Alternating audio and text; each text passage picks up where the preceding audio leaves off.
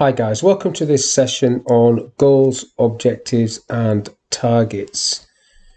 So let's have a quick look. Apart from that being really funny, a goal is something to be aimed at. An objective is how to do it. Some companies change those around and you just have objectives and not goals, but how to do it is the objective or goal.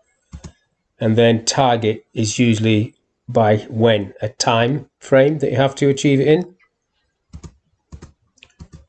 So goal is where you want to be.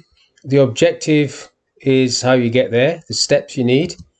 And the target is to give you focus so you don't just drift. You need to do it by next Wednesday, for example. Now, normally people make goals or objectives SMART. Now, what does that mean? And sometimes you get S.M.A.R.T with an IE on the end of it, but I'll just stick to SMART. The S means specific, like we're going to do the Great North Run. M means measurable, how far is it? A means achievable. Is it realistic for me to be able to do this in the time frame? It's only 2 weeks away and I've not even started training, for example. And can I get fit in time? That's the R, realistic. So those two are sort of together. And then T means time bound. It's 2 weeks away. So I've got 2 weeks starting from being a fat person, getting off the couch, trying to lose weight and getting fit to do that in a specific time that I've set myself. All those things need to be applied to a goal. And then you achieve it. So example 1, the mission is to win the Football League. The goal is to score more points than the rest of the teams. And these are the objectives, match objectives for every match. And these are where the SMART come in. So the left back is going to stop their right wing scoring, right wing passing, scoring and tackling for 90 minutes. If only they did. The centre forward is going to score goals and make goals for 90 minutes. If every team did that, it would be great, but obviously they don't. Example 2, mission to be the market leader in 2021. Goal, to increase current sales by 20%. Objectives, how we're going to do that. Employ 2 new salespeople by the 1st of December 2020. Develop a marketing strategy by 20th of December 2020. And implement a marketing strategy by the 1st of January 2021. That's how we're going to do that. Obviously, each element there will also have subsections that you would have to apply SMART to as well. So it's not, these are just the headlines. Everything gets broken down to the very smallest element. And talking about that, here we go. Break goals down. This is just a list of a particular goal. You could have many goals, but each one would have to be broken down like this. So, for example, if I look at this sport, key areas, sport. So these are the areas I've set myself. So these are personal ones as opposed to business ones. But let's say the sport there, it says get fit, become a junior manager, play football in local league. Family, spend more time with family, play sports with kids, spend more time with wife. Finance, pay off mortgage, get a pay rise, get out of debt. These are all steps that you need to break down. So, using the first one, the church, my first goal is to join an outreach group. How do I do that? So the first step is to create a list of tasks in order that you need to take them. 1, contact the church leader. 2, identify a skills set required, if any. Ascertain if you're qualified. Locate the nearest group and then join the group. Those are the steps. Now you're making them smart.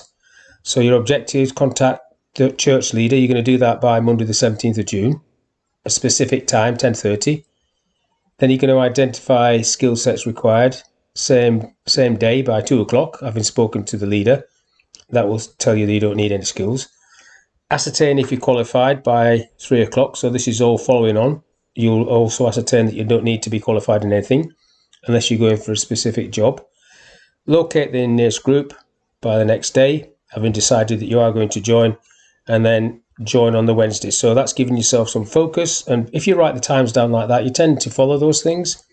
If you don't write times down, i.e. you're not making things smart, goals and objectives just drift and they never get done. Another example, you're a team leader in a supported housing project. You have 10 staff. Management has told you I'll set you the following goal. You have to implement a new health and safety policy by the 1st of August, which is 3 months from now, say. First thing you're going to do is you're going to apply the SMART technique to all those objectives that you're going to create. So issue a new policy document to all staff by the 7th of May. All staff to have read this policy by the 14th of May 2005. Section B, or Objective B. Section A, the policy of accountabilities, deliver a PowerPoint presentation on the accountabilities by the 16th of May. So you're breaking those down to be SMART. So this is the first one, the policy accountabilities. Identify the presentation team. There's the time frame by the 1st of May. Prepare a draft document by the 3rd of May. Confirm text. There's the date. Rehearse. Deliver on the 16th. So that's the same structure as you did for joining the church group, but this time it's a business objective. So to summarise this little section, you identify the mission if you've got a mission in your company and values. You establish goals. You set SMART objectives to those goals, and then you achieve the mission. And everybody should be working like that within an organisation. Where you haven't got goals, or there's no mission, or people don't know it, there's no focus, people do jobs.